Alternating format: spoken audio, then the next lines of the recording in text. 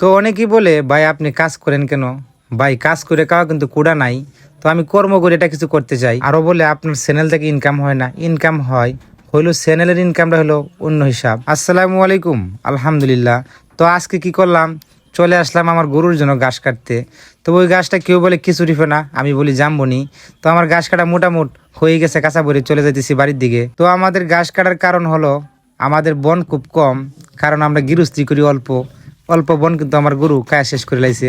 তার পাশাপাশি আমি ঘাস কাটার চেষ্টা করি। তো চলে আসলাম আমার কামারে ডিম উড়ানোর জন্য, কারণ ডিম কিন্তু প্রতিদিন আমরা 2 বেলা তুলি, এক বেলা রাত্রে 9টা বাজে, আর বাদ বাকি ডিম তুলি সকালবেলা। তো আজকে ডিম আমি রাত্রে তোলার চেষ্টা করতেছি।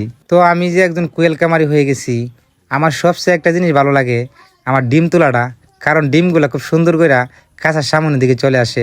তার জন্য আমি ডিমগুলা তুলতে আমার কাছে অনেক ভালো লাগে। তো আজকে ডিম মোটামুটি ভালোই দিছে, আলহামদুলিল্লাহ।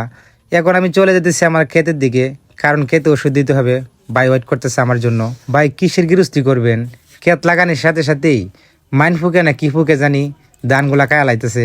এইগুলা ফুক কিন্তু আগে ছিল না, এই গজব যে কই থেকে আইলো তাও জানি না।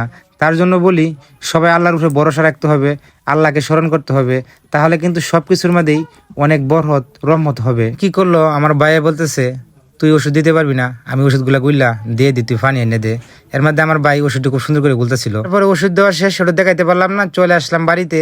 যে খাবারটা আমি খাওয়াইতেছি আমার পাখিরে, নতুন একটা খাবার অ্যাড করছি। খাবারটা হলো লেরন, খুব ভালো একটা খাবার। পাখি খাবারটা খুব সুন্দর মতো খায়, ডিমও অনেক বেশি দিচ্ছে আমার পাখিগুলা। ওই খাবারটা কিন্তু তাদের জন্য যাদের পাখি ডিম পুরাপুরি চলে আসছে, তারা খাওয়াইলে কিন্তু উপকার হবে। আর যাদের পাখি ডিমগুলা পুরাপুরি আসছে না, তাদের জন্য ওই খাবারটা না। তো আমার আজকের ভিডিওটা এই পর্যন্তই। আপনারা সকলেই ভালো থাকবেন, সুস্থ থাকবেন। আসসালামু আলাইকুম।